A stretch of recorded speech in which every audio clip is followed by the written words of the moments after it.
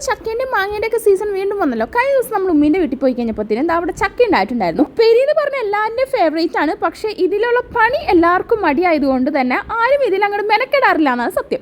അപ്പോഴത്തേക്കും നമ്മുടെ മാമ വന്നിട്ട് പറഞ്ഞു ഒരു ടെക്നിക്ക് ഉപയോഗിച്ച് നമുക്ക് ഇത് കട്ട് ചെയ്യാന്ന് കേട്ടോ. സംഭവം നല്ല ഈസി ആയിരുന്നു.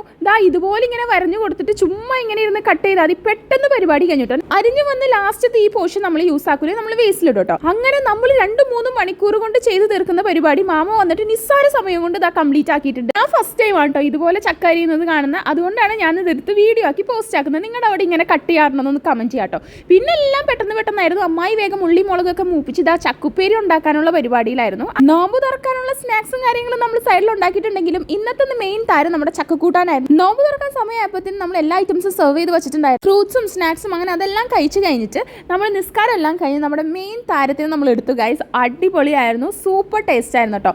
സോ ഇത്രയുള്ള നമ്മുടെ ഇന്നത്തെ വ്ളോഗ്സ് നമുക്ക് വേണ്ടിയിട്ട് കാണാം.